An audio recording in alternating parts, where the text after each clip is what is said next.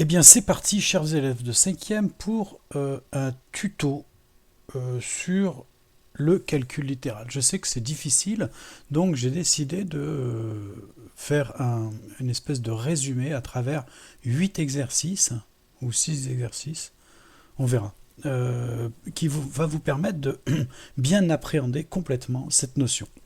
Donc, à chaque fois, je vais aller vite, voire très vite.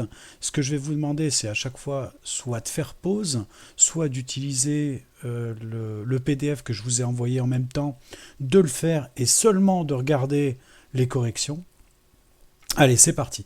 Donc ici, on va écrire en noir. Ici, dans l'exercice 1. Donc là, je vais le mettre, exercice 1. Comme ça, vous pourrez faire pause. Je mettrai à chaque fois les exercices comme ça. Ici, le grand A, c'est 13 fois Z. Et bien ici, le signe multiplié entre un nombre et une lettre n'est pas obligatoire. Il suffit d'aller regarder le cours. Ça s'écrit 13Z. B, c'est 4 fois 5. Là, en aucun cas, évidemment, entre deux nombres, le multiplier ne sert à rien. Évidemment qu'il sert. C'est 4 fois 5. 4 fois 5, c'est 20. Vous n'allez pas l'enlever, le signe, multiplier juste pour dire 45. Grand C. Grand C, c'est 4 moins x fois 3. Alors ici, un nombre devant une parenthèse, on a dit que le signe multiplié n'était pas obligatoire. Par contre, on ne va pas écrire 4 moins x 3. Le facteur se met toujours devant les parenthèses. Donc ça va s'écrire 4 entre parenthèses 3 entre parenthèses 4 moins 3. Grand D, 4 fois A fois B. Eh bien, la règle est identique à celle-ci, c'est-à-dire qu'entre une lettre et un nombre, le signe multiplié n'est pas obligatoire. Donc, ça s'écrit 4A. Et entre deux lettres, le signe fois n'est pas obligatoire. Donc ça s'écrit 4AB. Grand E, on a A fois B plus 7 fois x plus 5. Alors là, il y a deux parties. La première partie entre deux lettres, encore une fois, le signe multiplié n'est pas obligatoire. Donc ça s'écrit AB. Plus, entre une lettre, x, et un nombre, le signe multiplié n'est pas obligatoire. Donc ça s'écrit 7x. Plus 5, ça ne bouge pas. Ça, c'est la forme la plus simplifiée qu'on puisse avoir sur grand E. Grand F, c'est 5 fois x plus 3. Eh bien là, encore une fois, vous l'aurez compris, on est dans le même cas qu'ici, et en plus de ça, le 5 est bien placé. Donc ça s'écrit 5 facteur de x plus 3. Grand G, on va l'écrire ici, j'ai plus de place. Grand G, c'est égal à x fois y plus 2. Eh bien, c'est exactement, encore une fois, le même cas de figure. Entre une lettre et une parenthèse, le signe multiplié n'est pas obligatoire. Donc ça s'écrit x.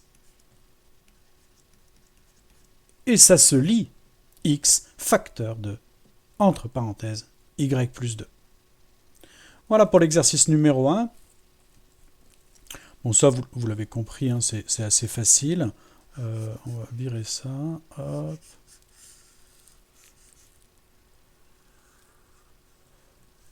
Tac. Et on va faire ici, après, l'exercice 2. Alors, l'exercice 2, c'est encore une simplification. Hein.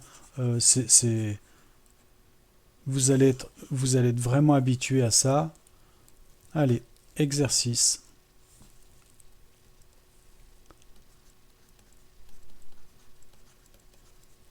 2.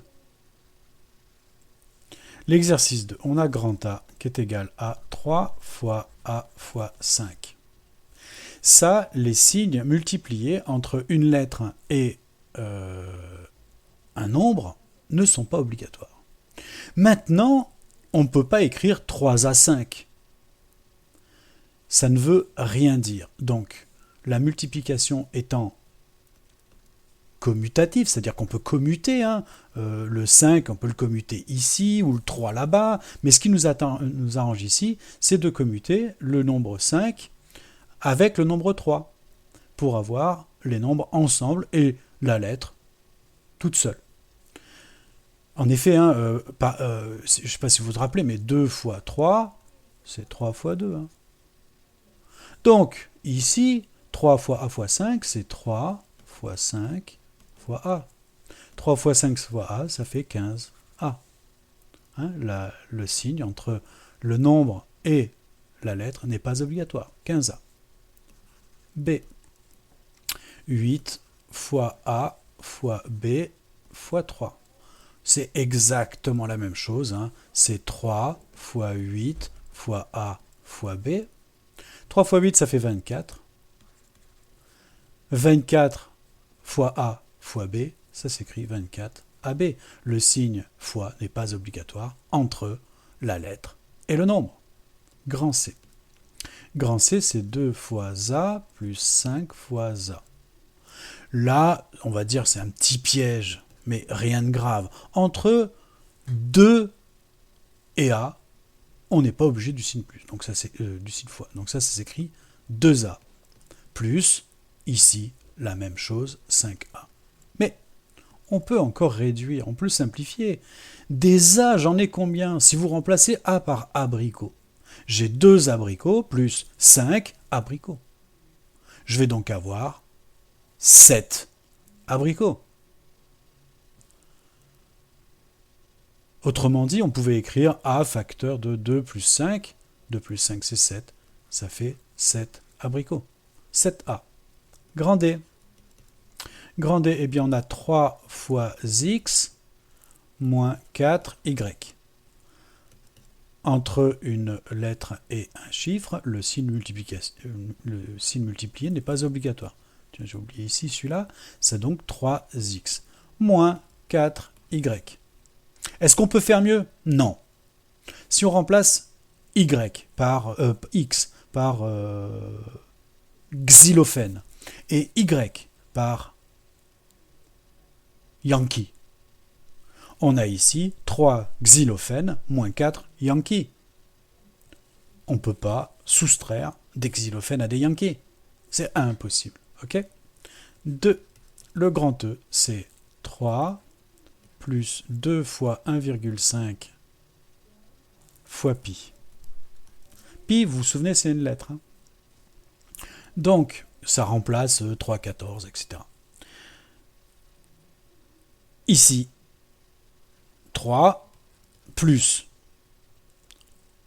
On n'a rien sur les plus, donc on n'a pas le droit de changer ça. 2 fois 1,5, bah ça se calcule. 2 fois 1,5, ça fait 1,5 plus 1,5, ça fait 3. Fois pi, ça s'écrit comme ça. Mais pi étant une lettre, qui correspond à 3,14, mais peu importe, c'est une lettre. On peut écrire ça de manière à ce que ça soit 3 plus 3pi, parce que entre une lettre et un nombre, le signe multiplié n'est pas obligatoire. Voilà, c'est fini pour l'exercice 2, donc je vais effacer cette partie-là en faisant attention de tout prendre. Hop. Hop. Exercice 3. L'exercice 3, eh bien lui, je vais y arriver, à chaque fois c'est le même chantier. Exercice 3. L'exercice 3, c'est utiliser une expression. On va calculer la valeur de ça, là, grand E, qui est égal à 7y moins 3, mais il ne faut jamais perdre de l'esprit que ça, c'est un nombre, donc ça, c'est un nombre. C'est vrai qu'il est en fonction de y, mais c'est un nombre. Donc on a l'expression grand E égale 7y moins 3. Je vous rappelle que 7y, c'est 7 fois y. Mais entre une lettre et un nombre, on n'est pas obligé de mettre le signe multiplié. Calculez la valeur de e pour petit a, y égale à 0. Eh bien, y, c'est un tiroir. On va remplacer y, ici, petit a, par la valeur 0. Donc, on a grand E qui est égal à 7y, donc fois y moins 3. Mais y, on a dit ici que y est égal à 0. Donc, ça fait 7 fois 0 moins 3. 7 fois 0, mon Dieu, dans la table de 0, c'est super compliqué, c'est 0 moins 3. Alors, il y en a certains qui vont changer le moins 3 et le mettre de l'autre côté parce que ça les arrange, mais absolument pas. J'avais 0 euros ici, moins 3 que j'ai perdu, hein. Donc 0 moins 3 euros que j'ai perdu, c'est bien, j'ai perdu en tout moins 3 euros. Petit b, on va calculer grand E pour y égale 3. De la même manière, grand E va être égal à 7 fois y, là on veut que ce soit 3, donc 7 fois 3, moins 3. 3 fois 7, 21.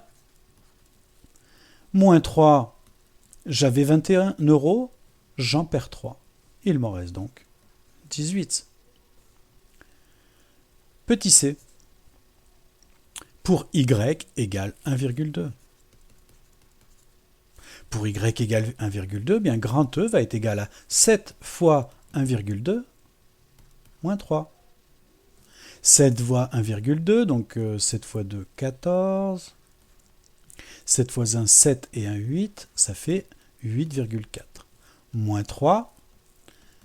8 moins 3, ça fait 5. Donc il me reste 5,4. Voilà pour l'exercice 3, ça c'était utiliser une expression littérale. Et là, on va faire... Oh, j'ai fait une bêtise, c'est pas grave.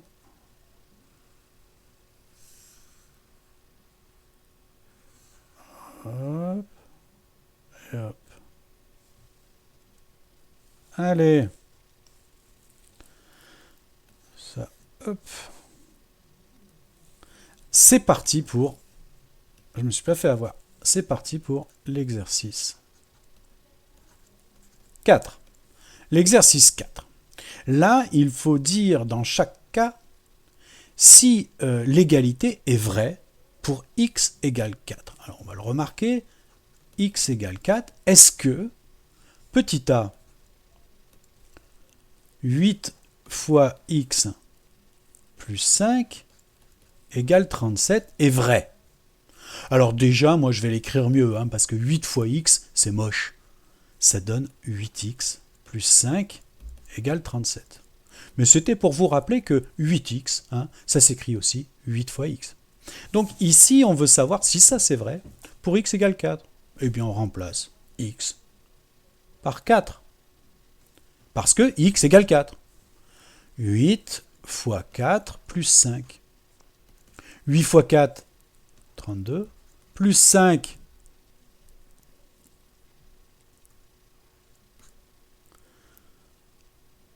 égale 37.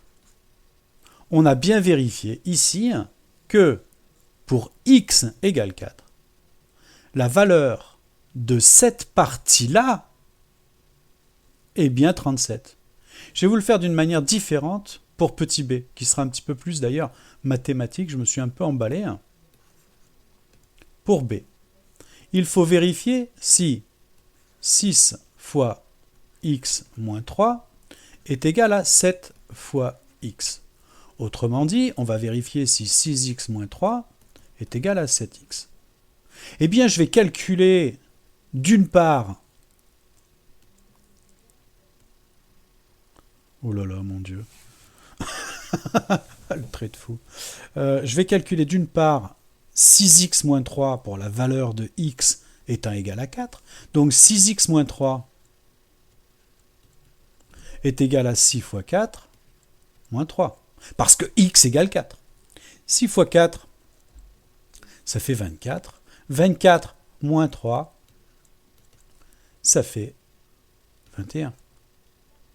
Donc là, pour x égale 4, le membre de gauche, c'est 21. Le membre de droite, 7x, c'est pour x égale à 4, ça va être égal à 7 fois 4. 7 fois 4, ça fait 28. Est-ce que 28 est égal à 21? Non, absolument pas. C'est différent. Le membre de gauche n'est pas égal au membre de droite pour la valeur de x égale 4.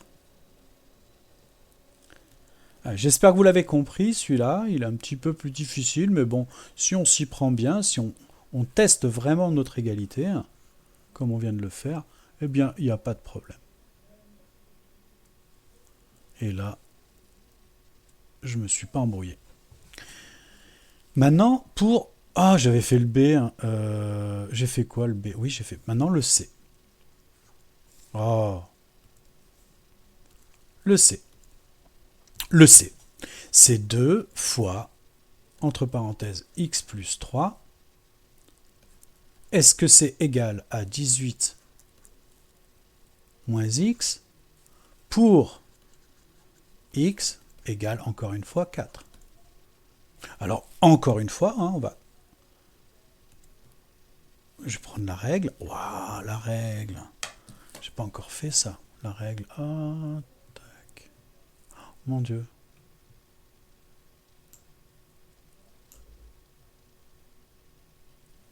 Oh, je suis en train de déconner là. Faut se mettre dessus, hein, voilà. Tac. Alors, la règle. Oh oh.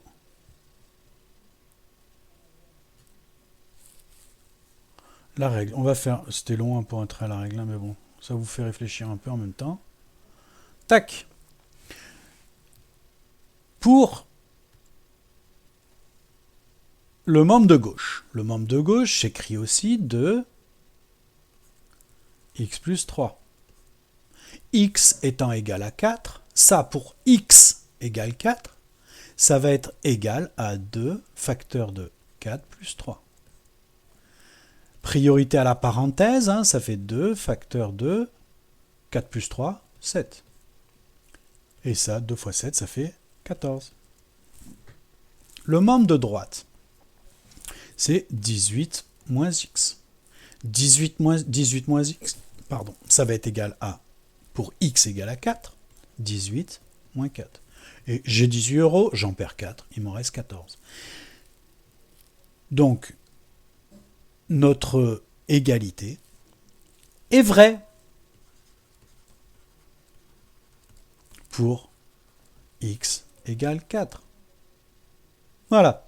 Celui-là, il est fait. Il ne me reste plus que le petit d.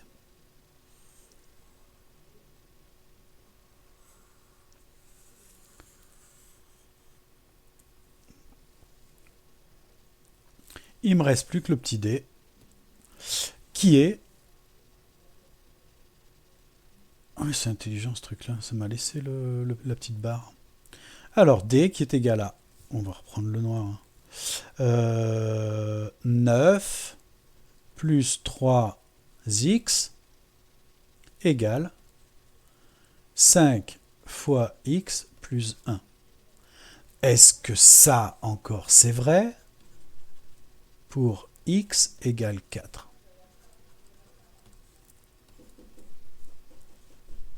Alors encore une fois, 9 plus 3x pour x égale 4. Ça va être égal à 9 plus 3 fois 4. 9 plus 3 fois 4, c'est 9 plus 12. 9 plus 12, ça fait 21. À droite, 5 fois x plus 1, vous le sentez déjà là que c'est vrai. C'est 5 fois 4 plus 1. 5 fois 4 égale 20. plus 1, qui font 21. Et voilà, ça, encore une fois, c'est vrai, cette égalité-là, hein. L'égalité, ici, hein. Oh oh. L'égalité là est vraie pour x égale 4. Voilà, j'espère que vous avez tout compris. On va effacer complètement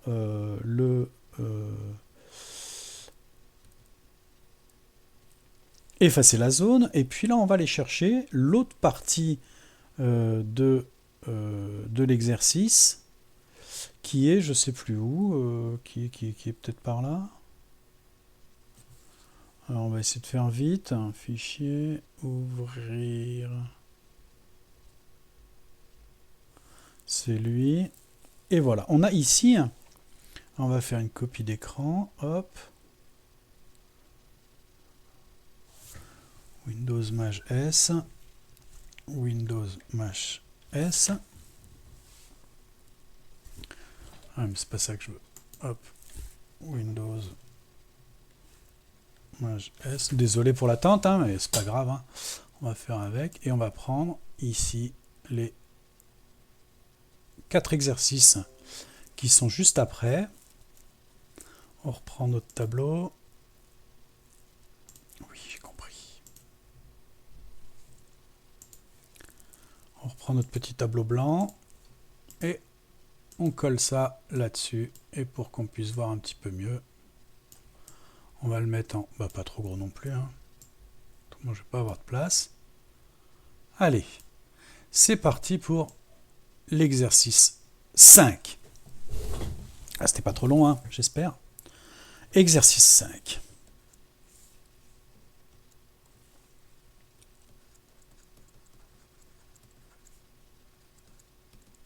L'exercice 5. Ici, on a deux programmes de calcul. Et on veut trouver ici, dans la liste, l'expression littérale qui correspond à chacun des deux programmes.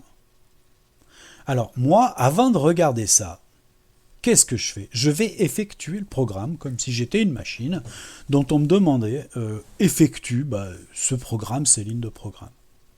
Choisir un nombre. Bon, écoute, choisir un nombre, je ne vais pas prendre 50 000 exemples avec 2, 3, 5, 7, 9. Non, je vais prendre une lettre. Je prends, par exemple, ici on avait dit, ici on voit que c'est n. Hein. Donc je prends n. Choisir un nombre. J'ai choisi le nombre n. Ajouter 4. Eh bien, j'ajoute 4. N plus 4. Et je multiplie par 3. Je multiplie par 3 tout ça. Ça va me donner que ça, il va falloir que je le multiplie. Et je vais chercher maintenant dans les comment s'appelle les expressions littérales qu'on me donne, laquelle correspond ce que j'ai trouvé. Eh bien, heureusement, quelque part, ici, j'ai mon expression littérale qui se trouve ici. Donc ici, le programme 1, pour moi, correspond à 3 fois n plus 4.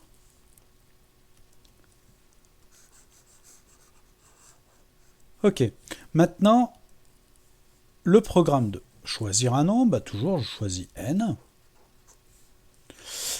Il faut que je le multiplie par 3. Eh bien, je multiplie ce nombre par 3. 3 fois n. Et puis, on me demande d'ajouter 4. J'ajoute 4. J'obtiens l'expression 3n plus 4. Est-ce qu'elle est dans ma liste? Oui, heureusement. Elle est dans ma liste. Donc, le programme 2 correspond à 3n plus 4. Le programme 1 correspond à 3 fois, entre parenthèses, n plus 4. Ce qui est complètement différent. Hein. On est bien d'accord. Hein. Ici, la priorité au calcul est dans la parenthèse. Ici, la priorité... Je vais prendre un exemple quand même, hein, que vous compreniez bien que c'est différent. Hein.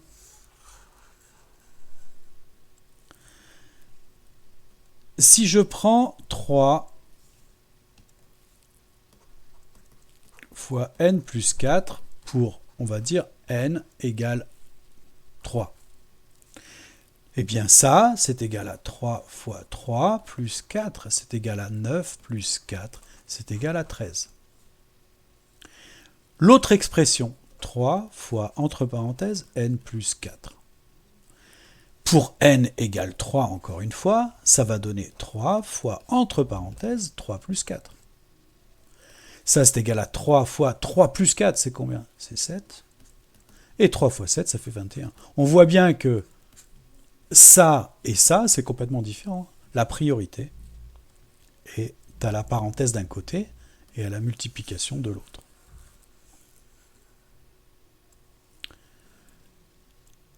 L'exercice maintenant 6.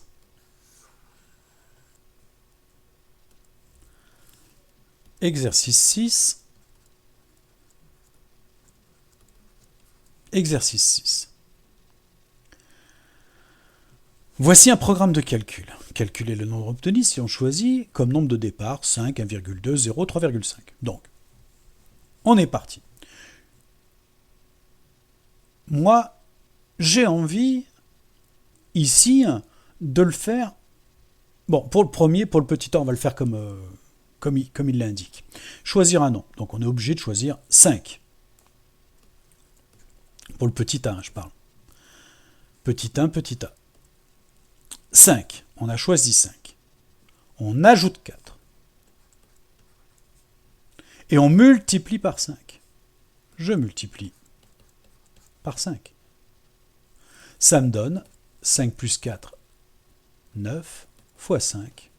Et ça, c'est égal à 45. Si je prends 1,2, petit b, ça me donne, je prends 1,2. J'additionne 4. Que je multiplie par 5. Et ça me donne 4 fois 2, 8, 4 fois 1, 4, 4,8. Et ça, il faut que je le multiplie. Non, mais j'ai déjà fait la multiplication. Désolé, je suis en train de faire des bêtises. Je réfléchis à la prochaine en même temps. Alors, ça me donne ici 4 plus 1,2, ça me donne 5,2.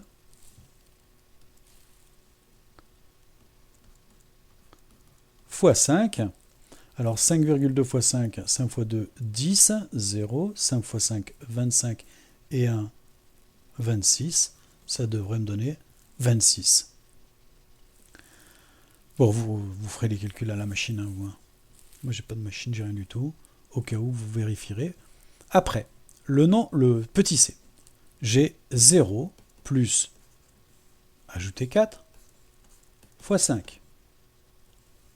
4 plus 0, ben, ça fait 4, fois 5, ça me fait 20. Petit d, 3,5. 3,5 auquel j'ajoute 4, encore une fois, que je multiplie par 5. 4 plus 3,5, ça me fait 7,5, fois 5. 5 fois 5, 25. 5 fois 7, 35. Et 2, 37. Voilà, ça devrait faire 37,5. Voilà, petit 2. Petit 2, petit 2, petit b. On note n, le nombre choisi de départ. Eh bien voilà, on y est. Choisir un nombre. On choisit n. On ajoute 4. Et on multiplie par 5. Ça s'écrit autrement. 5 facteurs de n plus 4. Et on voit bien ici, dans la colonne ici, que à chaque fois, n, je vais les entourer là, mais choisir le nombre 4 ne bouge pas. Par contre, le nombre n, à chaque fois, lui, c'est le 5 ici, c'est 1,2, c'est 0, c'est 3,5, c'est bien n qu'on retrouve ici. D'accord ? Ce fameux n, on le retrouve à chaque fois. C'est comme dans l'exercice d'avant, hein, c'est pareil. Hein. Voilà, j'espère que celui-là, il est bien compris. Il est pas plus difficile que le précédent. Hein.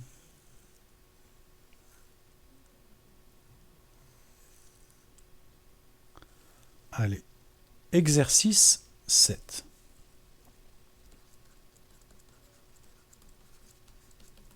Alors celui-là, il est un petit peu plus difficile, c'est certain. On a une figure qui est constituée d'un carré ici et d'un triangle isocèle. Ok, isocèle, hein, on se rappelle, hein, deux côtés de la même longueur. Et on considère les expressions numériques. Grand A, on considère ça. Grand A égale x plus 8. Grand B égale 4x. Et grand C égale 3x plus 8. Donc on considère ça, hein, on vous les donne, on va voir après à quoi ça correspond, mais c'est pour vous orienter un petit peu et pas vous retrouver dans des choses qui sont beaucoup trop complexes en fait. Hein. Que permet de calculer chacune de ces expressions pour cette figure? Alors on vous demande en fait, ici vous avez bien compris que ce carré-là, il est en fonction de la variable x. X peut être égal à 2, à 3, à 5, à 7. Pour faire une généralisation, eh bien, on emploie cette variable x. X est là, x est là, x est là et x est là, parce que les quatre côtés sont identiques dans la mesure où c'est un carré. X est là. Donc, on est d'accord pour dire que ici, on a aussi x.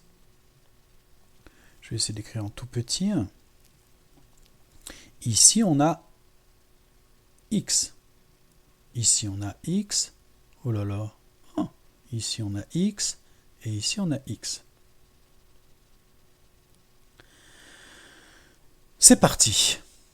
Que permet de calculer, par exemple, grand A égale x plus 8. Ici, on voit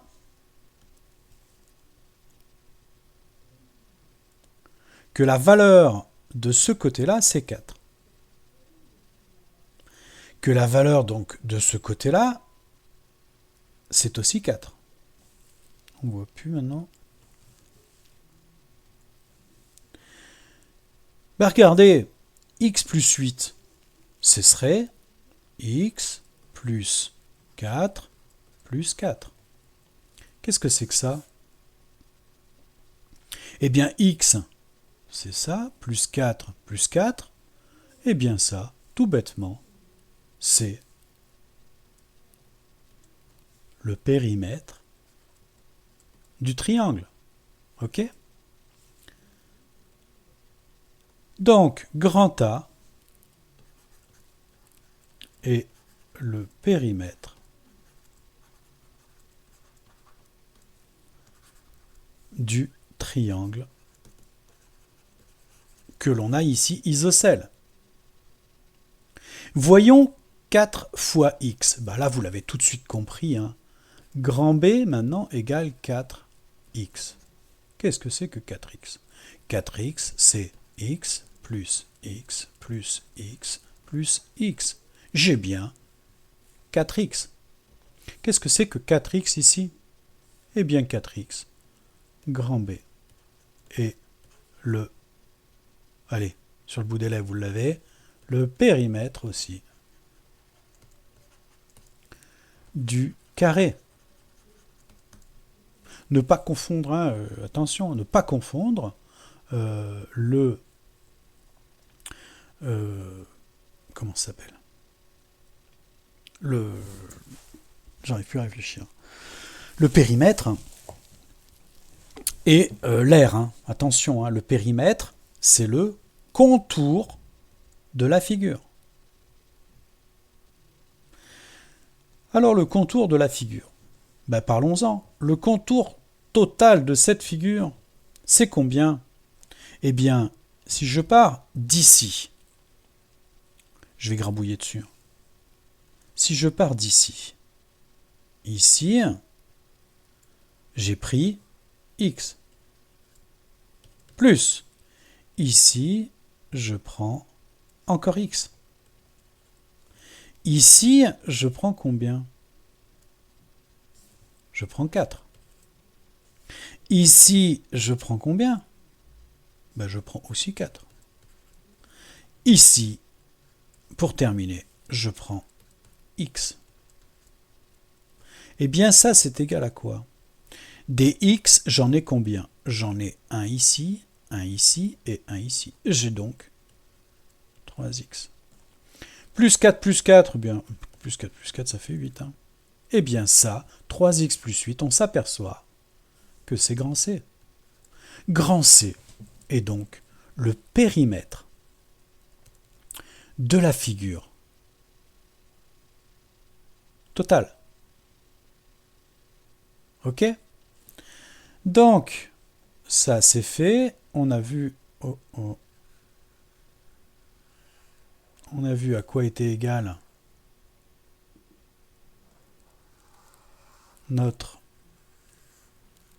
nos valeurs A, B et C. Maintenant, on nous demande de calculer les valeurs de A, B et C pour x égale 5, puis x égale 2,5. Alors je vais vous le faire pour x égale à 5, et puis vous ferez le reste pour x égale à 2,5. Grand A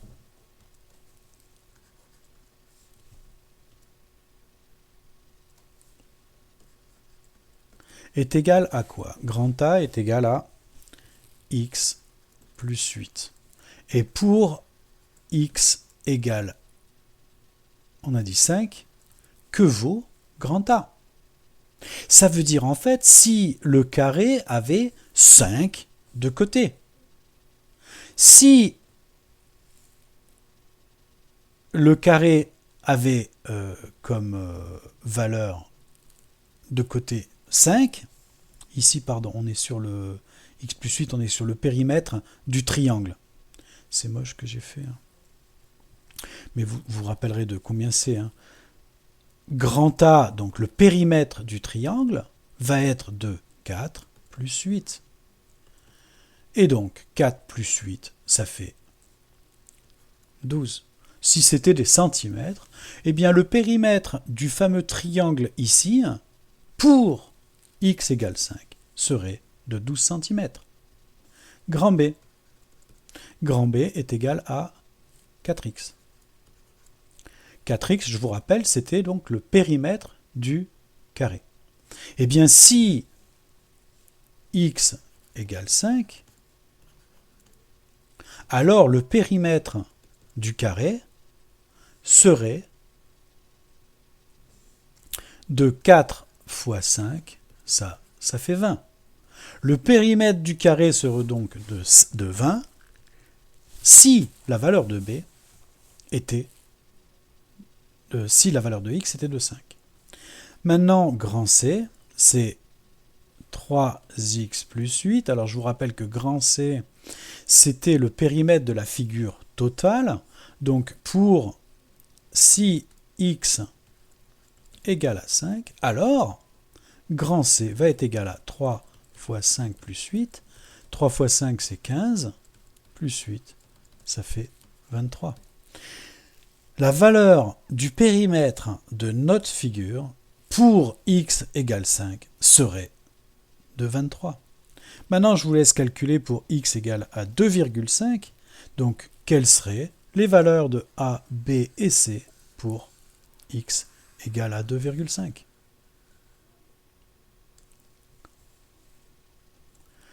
Allez, le dernier exercice, il est un petit peu plus difficile, mais bon, c'est des mises en situation qui sont vraiment sympas. Exercice 8. Et en fait, cet exercice, ça vous permet de savoir vraiment pourquoi on va utiliser des expressions littérales. Hein. Ça, c'est un petit peu l'avantage de ces maths-là. Alors, on suspend un objet de masse m. Donc, ça, là, ça pèse m. On ne sait pas encore combien, et on s'en moque de savoir combien, parce qu'on veut faire des expériences sur la longueur du ressort. Et la longueur du ressort, elle, en centimètres cette fois-ci, on a vraiment une indication des centimètres, du ressort, eh bien, est donnée par cette formule-là. La longueur du ressort va être égale à 18, une constante. Hein. La constante, sans doute, on peut imaginer... je vais vous répondre voilà, juste à la suite. Plus 2 fois m, qu'on écrit aussi 18 plus 2m. Donc on dit que la longueur du ressort, c'est égal à 18 plus 2 fois la masse de l'objet qu'on va y suspendre. Alors, ici, première question, on vous demande quelle est la longueur du ressort lorsqu'on ne suspend pas d'objet. Eh bien, c'est ce que j'ai failli dire tout à l'heure. Mais en réfléchissant bien, si on ne suspend pas d'objet, la longueur du ressort, c'est 18 plus 2 fois, eh bien, pas d'objet. C'est-à-dire 18 plus 2 fois 0. 18 plus 2 fois 0, c'est 18 plus 0. 18 plus 0, c'est 18. En fait, tout bêtement, 18 correspond à la longueur du ressort au repos. Il faut bien que vous voyez, schématiquement, regardez, prenez un ressort de votre stylo, n'importe, au repos, quand il n'y a rien de suspendu, eh bien c'est sa longueur de repos, c'est-à-dire 18, là, ici, plus 2 fois 0. Si vous suspendez quelque chose, bien sûr, vous allez l'étirer, ce ressort. Allez, petit 2. Calculer la longueur du ressort lorsqu'on suspend un objet de masse 2 kg, 1,5 kg, 800 g. Ici, pour le petit a, eh bien, grand L va être égal à la longueur du ressort, 18 plus... Alors, il faut bien faire attention ici. La masse, on suspend un objet de masse M en kilos. Hein. Ouais, je vous vois venir. Donc, plus 2 fois, ici, 2 kg. Ça fait 18 plus 4, ça fait 22. La longueur du ressort en centimètres est de 22 lorsqu'on a suspendu un objet qui pèse 2 kg. Petit b.